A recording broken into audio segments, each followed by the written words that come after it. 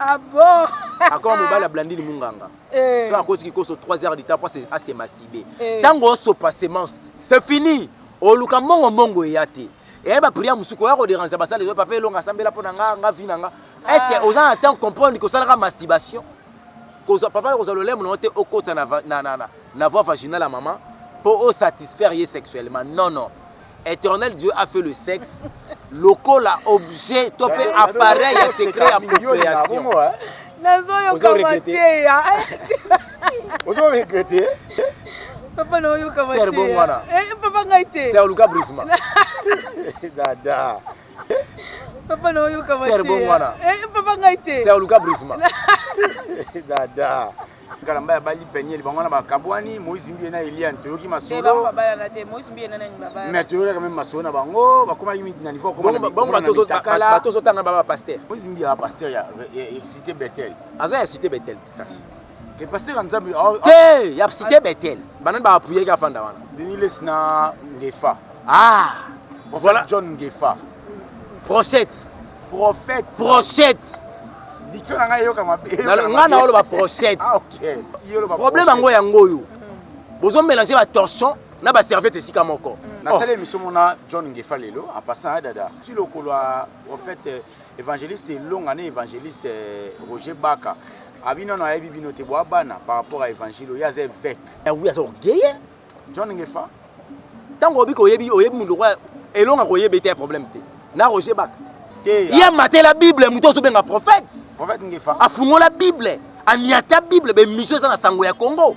Est-ce qu'un musulman peu importe tes problèmes, a combattre Nicolas Coran? Jamais. Muto so benga prophète. Jamais. Oh, c'est quoi ça, papa? Papa Kosika. Non. Ce sont des bêtises. Ce sont des bêtises. Babylone quand on permet de soloter. Ah bon? Encore mobile a blandi munganga. Soit à cause qu'il cause 3 heures de temps pour se masturber. Tant qu'on se passe semence, c'est fini. O luka mongo yate. Et ba prière musuko ya ko déranger ba ça les papiers longa sambela pona nga vinanga. Est-ce que aux gens attendent comprendre que ça la masturbation? O tubela yango. Il faut tout banana babilo ko wana. Nazoye bisayo kuna ko te commune le quoi kindoki. Or quand tu fais le rapport sexuel spirituel, na bo moto bo sa masturbation. Spirituellement tu fais le rapport sexuel avec un homme ou avec une femme. Vraiment monde kabbalistique. Wana siko ba to benga ba mari de. Bah yé, au ça l'appel ya monde amai, monde kabbalistique. Merci mon frère parce que aux gens la maîtrise quand même il y a oui, nazo comprendre mo kini. Voilà. Les mondes kabbalistiques c'est un monde par laquelle on permettre ka ba mari de nous va faire ba femme de nuit, ba ya ko apparaître na vie moto. Ba ya kasko na nzela wana. Papa, so muto osala aza ko se masturber. Azora image anani ya moi si toi mobile. Ya moi si. So eza moi si azui mobile azui. Tu fais l'appel spirituellement d'un homme bo ça ni rapport sexuel. Pe miso bo motobeko o komona te o bossa na ki ta mususu na za na chambre. Voilà. Tu vois vraiment un homme. Et bo ça ni rapport sexuel na ye, sémence na ye, ya yo pardon. Akenango o ya ye kotio. Sans le savoir. Voilà, aujourd'hui il y a des conséquences graves dans la vie à Batou. Et ça n'a pas été belé parce que mon boulot té.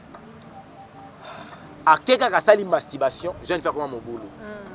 Et là que me mène à mon boulot, le jour où la sopa ka sémence, na sé, bazuango, l'élite a kotika te, moi ça comment mon boulot. Dans la mingi tant ba délivrance de ça là na église, au monde mingi ba basti ba koya trop. Et puis milimo bimara mingi pas bana basi ke bana bibana. Et bien pourquoi? Parce que moi na moi si, aza d'abord l'appareil génitaux est belé katina ye. Diable a yebi qu'avec la femme, ceux qui n'a utilisé le monde mon bekoufi. Et on va posséder un mingi ba basi. Et ce que moi si à la Nzambe, a une femme très puissante. Ce qui va homme scientifique baza koloba, que éduquer une femme c'est éduquer toute une nation. Ça prouve suffisamment que éducation quoi ya moi si moko et les qui a ba mi bali nyonso. Ce que tu aussi bébé à 2 mois. To kanye na kata ndaku na bébé à 1 mois. Il y a 1 mois kaka ya mois si. Soit tu vas 2 mois 2 mois. Il y a mois c'est un mois tu vas na tanda. Toké to zonga après 4 jours. Il y a mobile okufa ya mois sans paiement. Même dans la longévité, ça m'appelle ça mingi na mois si. Moi na mois ça soit la longévité. Ba veuf ba ça trop par rapport. Na zoe bisa yo. Parce que yo ba pagano, o mibali ba kufa ebele pona masumu na bino. Te charge. Facteur à âge na no mukona. Faut na kufa no déjà avant yo. Ouais, déjà, il est normal. Parce que si mettait la salon pour la mibangue.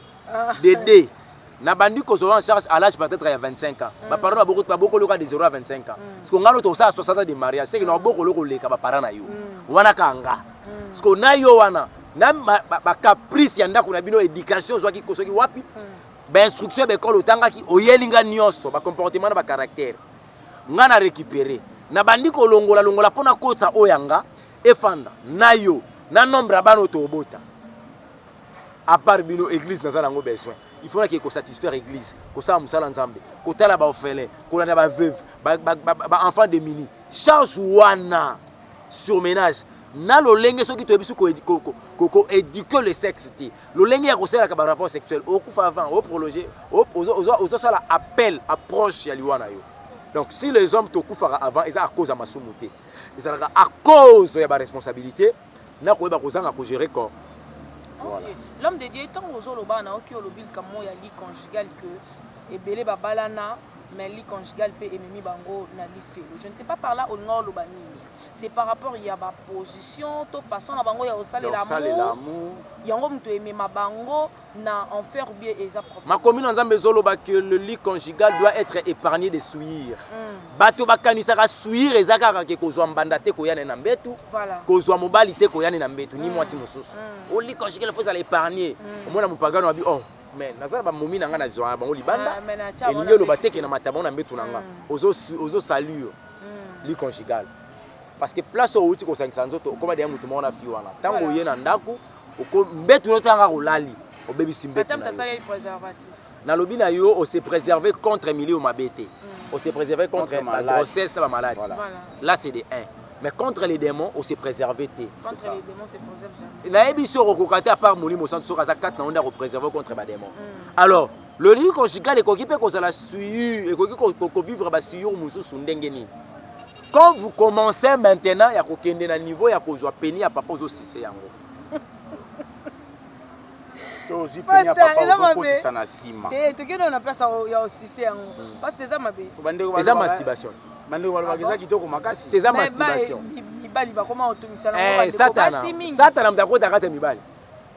Ah, et masturbation. En tout cas, mobali là mupagano. Yango ce que j'invite les chrétiens ko circuler maman to geli felo.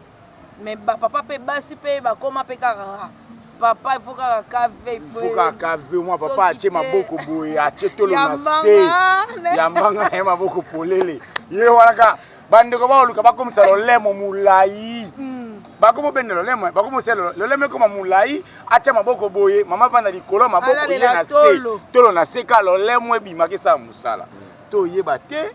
Déjà les sous musika nini bande na mibali ba ko sepela na ngo. Oui, ça va pratique au ya monde kabbalistique. Ba siron désolé ba sala makambo wana.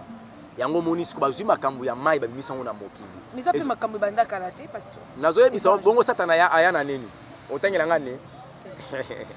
Satana yaka et Christ Bible écoute le dit que malheur à la terre car le diable descendait avec toute fureur. Ayaki na makambo wana ba pratique on ba pratique no satanique. Yango moni Sodome et Gomorrhe ezikaki. Ezika pona makamusu te. Ba pratique wana. Ba pédophilie. Ba biloko wana ba masturbation. Ba makambo wana ba osala wana ya ba sodomie. Yango eboma Sodome et Gomorrhe. Koyeba ko salut, ko baby salut conjugal. Ko papa ko zalo lemo note okota na voie vaginale à maman pour satisfaire sexuellement. Non. Éternel Dieu a fait le sexe. Local a objet, topé appareil à secret appropriation. Vous regrettez. Vous regrettez. Papa no yo kamate. C'est bon voilà. Papa ngaite. C'est Lucas Brisma. Dada. Vous regrettez. Papa no. Vous regrettez. Nangina yebisolo moko. Moi si ozo luko satisfaire lelo na ba bêtise oyazo senga yo. Soki liwe ye ezuyo okeli felo. Tamu su lobi ya bongwani akelola. Tala mutu bande ko sa ne pratique ali felo. Yo amemi na li felo yo ma lobi ya bongwani na ye. Il y a combien de femmes, il y a combien de garçons, il y a combien de hommes ou de filles autobimana bango le ba ko ba serviteur. Baso na banda ko sa na bango autre fona kati kobo. Le longa nzamba benganga batikala. Soki liwe ezu bango. Papa surtout les kamami balinde ya osisende il faut beta penza. Il faut ko bana na batu ba maman. Maman boya nanu. Oui, classe tu contredire ngate bato batala biso nga naza mwasi Mibali toyebi mibali donc wana ekoma donc soki te page echangeame te akotelema kaka wana na kanda papa eza démon oyo apostole corps ya papa mama yebisa ngai soki okomi na niveau wana na retour mobali oganye nini eza la masturbation bachange yango forme po papa ntango azwa lolemo na ye azokota na voie vaginale aomasturbe mama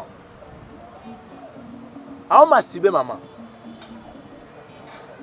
yongo oyebisa ngai eza na plaisir oyo eza au-delà ya le deux sexes soki ekutani ah plaisir yango ya neni nango eloko nini yango wana eleki deux sexes soki ekutani olobi ndeti ya musapi ndenge pe mwa musapi elekaka ezalaka pe mabe naoloba na yo boye eto mosusu bato mosusu bakomprendre babia aloka paster aboyi kosise lolemo totiata musapi eza infraction na ndenge mbe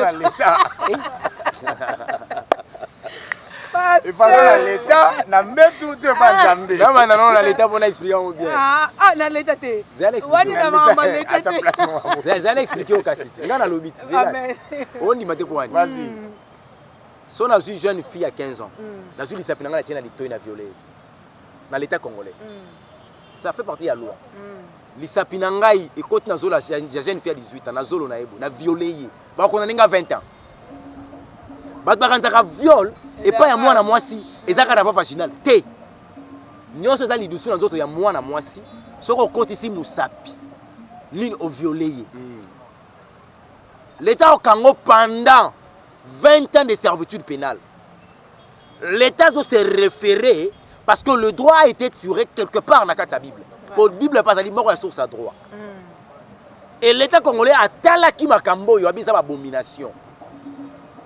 Voilà pourquoi on a condamné pour passer à l'angoté. Parce que ignorance, parce que ça t'a mis à ignorance. Et il y a que ça là que, dans la lutte conjugale, vous avez marié, vous avez marié, il y a que satisfaire et satisfaire yo papa nani. T'es maman. Et yo non papa ezaka loboko. Maman nde ezaka musapi to lolemo. Papa ezaka loboko to munoko. Ce sont des pratiques. Ce sont des pratiques purement satanique. Oyo ezali na kati ya interdiction pa na biso bana na Nzambe. Nzambe bana Nzambe ko sala ngote. Ti to ko na niveau wana. Tozo seka ka pona seka mais tozo zwa vraiment leçon. Na oyebisa yo Nzambe ba ko sala ngote. Lifelo ezalaka réel. Satan comprenait que au simba qui cité parce que yo déjà comprendre que qui c'est mabe. Au monde ba conséquence ba simba qui. Vraiment. Ayebi que koyiba souté. Atiki yo na péché oyo yo zo bateke bambo na sala ya péché. Beaucoup ça peut na conséquence moko. Na muta sala na kamona muta simbikisi. Non, conséquence c'est que mon côté parce que responsabilité ya ba démon oyo yo za ko sala la peine ya sala appel ezali ndenge moko. Donc le péché ezana genre ya conséquence na yango. Soko bandi ko tanda ba pratique nyonso wana okeli felo.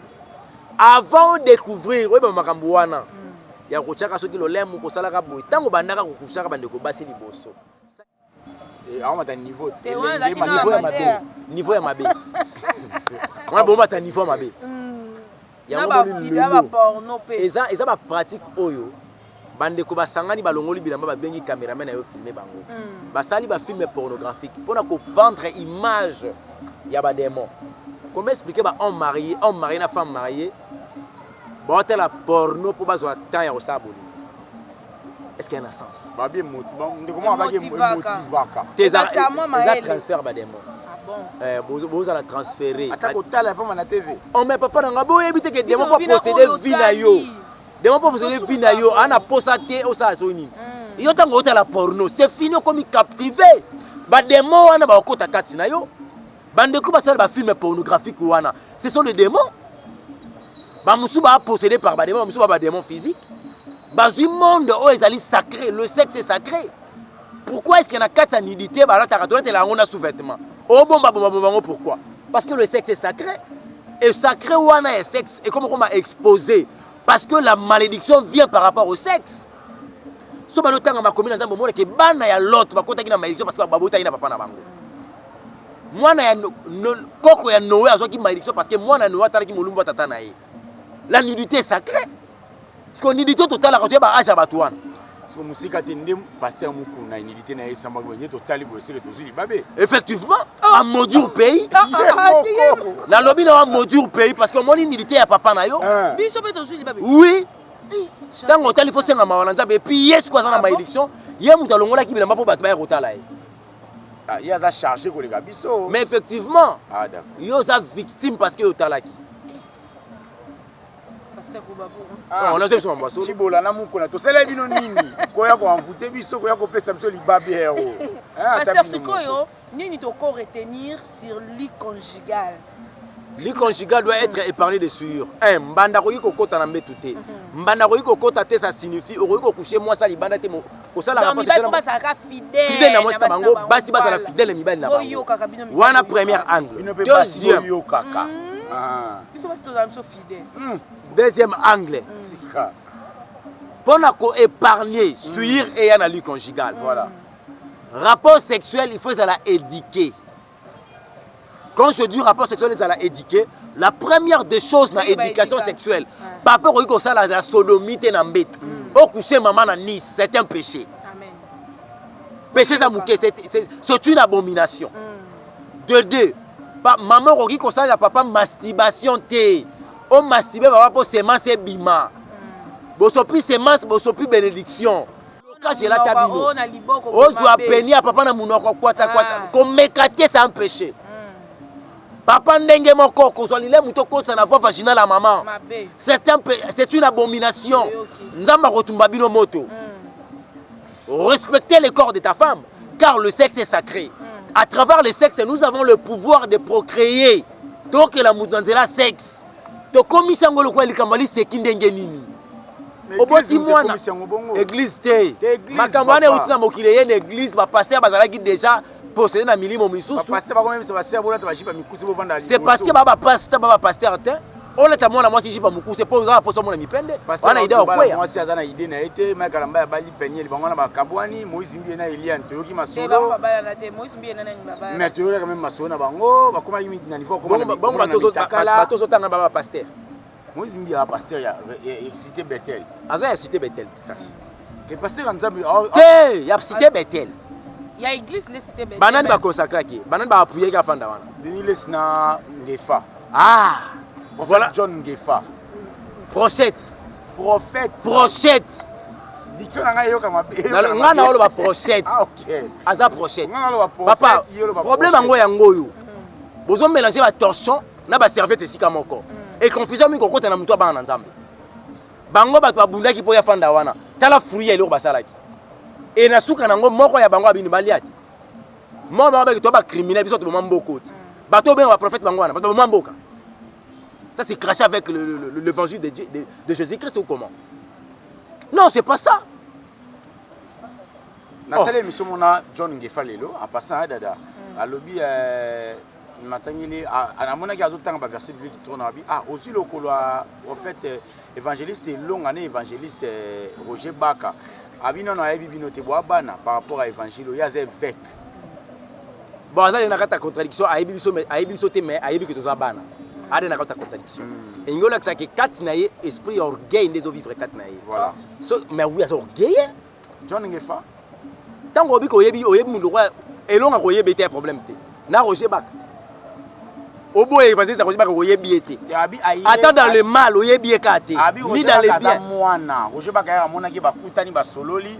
Après c'est mbote lobi en tout cas je. Après ça mbote par après ça respect par rapport à âge. Et par rapport à mukolo nanga habito défendre loko moko biso nyoso eloko ngoni fumangani ndenga loba ya maté la bible muto so benga prophète Ngefa afungo la bible aniata bible be mission ça na sango ya Congo papa atembola likolo la bible livre sacré s'il vous plaît. Est-ce qu'un musulman peu importe tes problèmes akobata likolo Coran? Jamais. Muto so benga prophète? Jamais. Oh, c'est quoi ça, papa? Non. Ce sont des bêtises. Ce sont des bêtises. Babylone, on te permettra en côté. Niveau est ça. C'est quoi ça? Nana, s'il vous plaît. Oui. Alors, nous allons dessus. Ce qu'il y a habité. Pourquoi nous peut ça gagne? Ngana pe kisaye. Pas bon le kisango. Toi l'exacte tant yo maté la Bible na déontologie ya zoa étant pas exact ce que prophète qui pasteur. Na molimo sans toi ça 4 na ye. Ayebite que livre est sacré na ko tsango na mabélité pour ça kanango.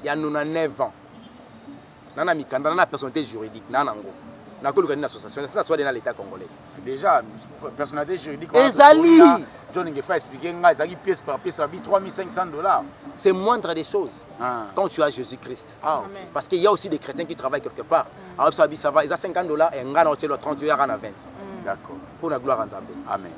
Dans la personnalité juridique et déjusté dans la personnalité juridique.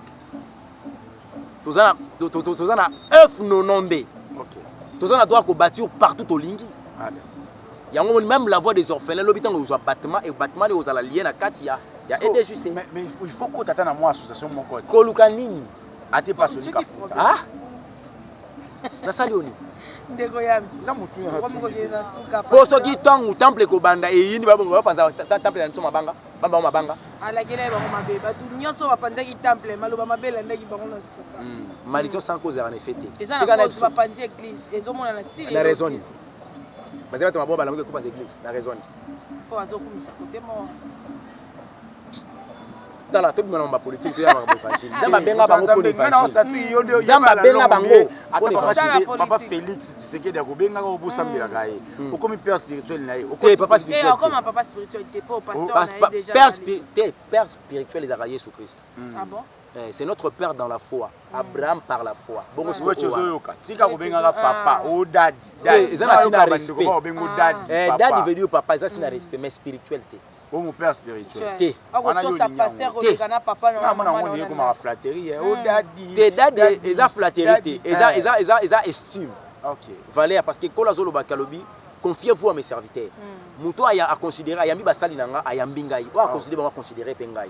Tant bazo considérer biso ko benga biso papa eza signe ya respect. D'accord. Elingelo bateke naftali bona biso ya c'est Clarisse Wechi na olongole loko na pesa. Elo nyo pia. Yo pesa kanini. Na boto lo grâce lo benga dadi boy. Ya le na bureau. Ya na bureau. Ayi na bureau be fumangani. Ndeni. Biloko ngefa lo ba. Si on comprend ça n'a rien à voir avec l'évangile. Voilà. Donc c'est montre des choses. Bablo connaît bablo ko ko utiliser kangote surtout on trouve ça message qui vient de la part de Dieu. Voilà. Ba terme na ba langage mususu et puis nzambe lo komote. Très bien. Maloba so ke ça ya nzambe molimo so ndako cha kat na yo ko maloba avec la précision. Tant bomi ko mélanger ba maloba ba terme moko satanique. Le prophète mtu baloba ngote. Ma prochette. Ba bomi ko mélanger ba terme moko satanique pour permettre pour la gloire ya Lucifer. Voilà pourquoi moni bazalaka plus terre à terre, bazalaka plus scientifique, bazalaka plus spiritualité. OK. Ndeko yams na habité ce qui ah ouais, ba o tia biso pression émission Esilia wa numéro de téléphone et puis message pour na ba na nzambe ba otala yo ba opportunité otala yo. Message ezali que Yesu Christ azozonga, zala prudent. Le moment est arrivé, boy ba ko s'épargner. Comme na nzambe za koloba que donnez vos membres comme une offrande vivante de façon que nzambe ya lola akozwango le quoi un culte raisonnable. Vous allez inoubliable ce que vous dites na yo au pesa ngo pa nzambe. Ba membre veut dire ba partie intime na biso, ba partie li surtout pesa yango pa nzambe. C'est ce que dit la parole de l'Éternel. Merci. Ozomona. Ma commune nzambe zo l'élection na Romains chapitre 12 verset 1er zo kitamuke lobi que ne vous conformez pas au siècle présent, mais soyez transformés de renouvellement de l'intelligence. Ozomona. Alors, ce que vous avez pour ça au vivre la vie. Même sur la terre. Un grand merci à vous. Vous étiez si nombreux à suivre cette émission avec beaucoup d'attention. À tous nos téléspectateurs, très chers Internet, vous étiez vraiment si nombreux. Un grand merci à JK Télévision. Merci. TV Moko Batou Belé. Vous avez bien la Grèce, Maman Zozo na Canada. Merci infiniment. Maman Zozo Mavakala, Papa Noé Mavakala. Merci beaucoup. Aussi à Bandekobana Bounia. Na pesi bino mbote puis na bino merci parce que vous avez pour na Roland évangéliste long ba même na kisasa bata évangéliste long en tout cas comme ça ngato comment on a que internet est à la masiko en exclusivité merci beaucoup na bandeko balandi biso lelo soki nzambe azongi te tokutana mbala sima au revoir.